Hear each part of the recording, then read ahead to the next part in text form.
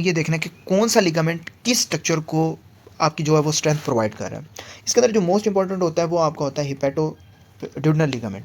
ठीक है, सबसे इंपॉर्टेंट ये होता है क्योंकि इसके अंदर जो हमारा सर्जिकल एक कोरिलेशन आ जाती है बेसिकली आपकी प्रिंगल मैनूवर से।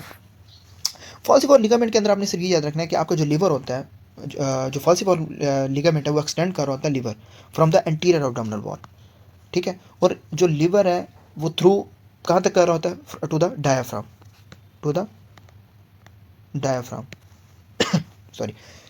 अच्छा, इसके अंदर होता क्या है बेसिकली, इसके अंदर लिगामेंटम टेरस होता है। लिगामेंटम टेरस बेसिकली आपकी ओब्लिटरेटेड वेन्स होती हैं।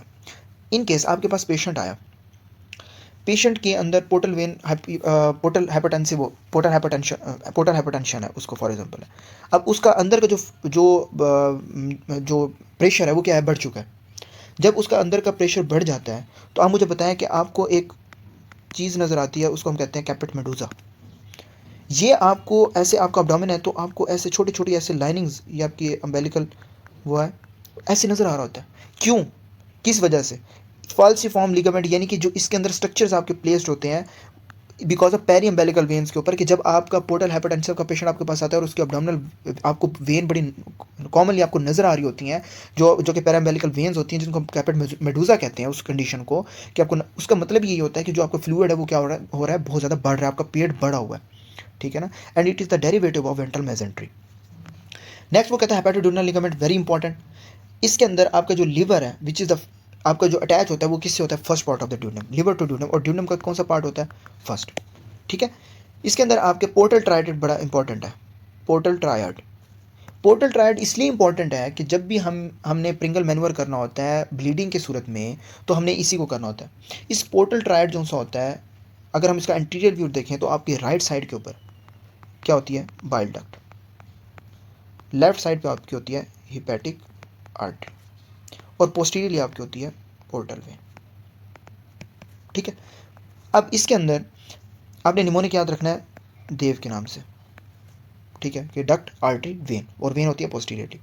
क्लिनिकल अगर देखा जाए प्रिंगल मैनुअर होता क्या है बेसिकली, प्रिंगल मैनुअर में हम जो है वो हिपैटोड्यूडनल लिगामेंट को क्या कर देते हैं, कंप्रेस कर देते हैं। यानी कि आपका जो हिपैटोड्यूडनल लिगामेंट है, हम इसको क्या कर रहे हैं, कंप्रेस करें। यहाँ पे हम उसको फॉर एग्जांपल ये आपने क्या लगा दिया, एक क्लिप लगा दिया, यानी कि क्लैंप लगा दिया। अब जब यहाँ से क्लैंप लगाएगा तो इसका मतलब ये होता है कि आपकी जो ब्लीडिंग है उसको रुक जाना चाहिए। ठीक है, अगर फॉर एग्जांपल अगर आपका हेपेटोड्यूडनल लिगामेंट को कंप्रेस करते हो और डिस्पाइट ऑफ आपकी लीवर की जो ब्लीडिंग है वो नहीं रुकती, इसका मतलब यह है कि जो उसका आउटफ्लो है हेपेटिक वेनिया इन्फेरियर वेना का, इसके अंदर कोई ना कोई इशू है। Not in the hepatic inflow source, not in the portal vein और hepatic artery, no no no, it is basically the issue of hepatic vein inferior vena cava. ठीक है, तो ये फेवरेट वाइवा का क्वेश्चन होता है Pringle manure के about. हिपैटोगैस्ट्रिक ligament क्या होते हैं बेसिकली, लीवर आपका लेसर कर्वेचर ऑफ स्टोमक, आपका ये अब छोटी जगह है तो हम साफ ज़री सी बात है ये आपकी छोटी सी जगह होती है तो इसको हम कहते हैं लेसर कर्वेचर। अब ये आपकी सबसे बड़ी स्पेस होती है तो हम इसको क्या कहते हैं, ग्रेटर कर्वेचर। यहाँ पे आपका क्या होता है, लेसर मोमेंटम, यहाँ पे आपको कहता है ग्रेटर मोमेंटम। और लीवर यहाँ पे आपका किसके साथ अटैच होता है, यहाँ पे किस, आपके lesser curvature of the stomach के अंदर। ठीक है, और इसका फंक्शन क्या होता है, आपके अंदर राइट और गैस्ट्रिक वेसल होती है, आपकी राइट और left and right gastric vessels. फिर आ जाता है गैस्ट्रोस्प्लीनिक, सेम वही है कि आपकी जो greater curvature of the stomach है, क्योंकि आपका स्प्लीन बिल्कुल इस साइड पे पड़ा होता है, तो यहाँ से अगर आप देखें तो अगर आपका फॉर एग्जांपल यहाँ पे स्प्लीन है, यहाँ पे आपका अगर आपका स्प्लीन का स्ट्रक्चर है तो आपके इस लिगामेंट के साथ आपका स्प्लीन अटैच होता है।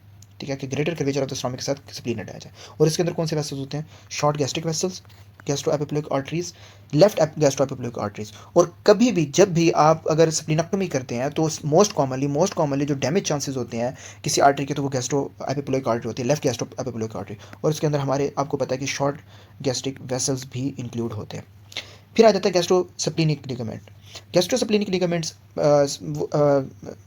सॉरी गैस्ट्रोस्प्लीनिक लिगामेंट मैंने आपको पढ़ा दिया ही है। अच्छा, और जो इसके अंदर शॉर्ट गैस्ट्रीज और लेफ्ट एपिप्लोइक वेसल्स होती हैं, सॉरी।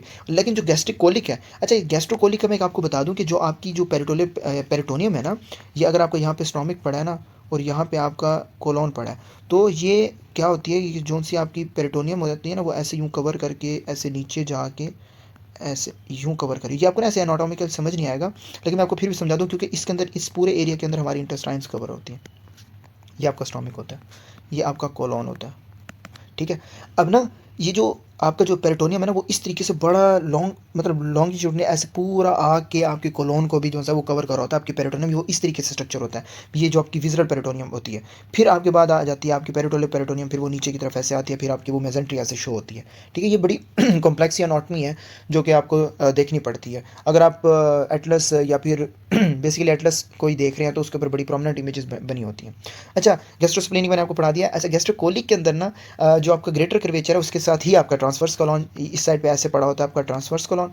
ठीक है? और ट्रांसवर्स कोलॉन का जो ग्रेटर मोमेंटम है आपका उसके साथ अटैच होता है और इसके अंदर वही आपकी गैस्ट्रो एपिप्लोइक आर्टरीज होती हैं जो अच्छा गैस्ट्रो एपिप्लोइक आर्टरी पता कैसे नज़र आ रही होती हैं? अगर फॉर एग्जांपल आपका ये स्टोमक ऐसे पड़ा है ना, ठीक है? और यहाँ पे आपका फॉर एग्जांपल ये ऐसे ग्रेटर कर्वेचर है ऐसे।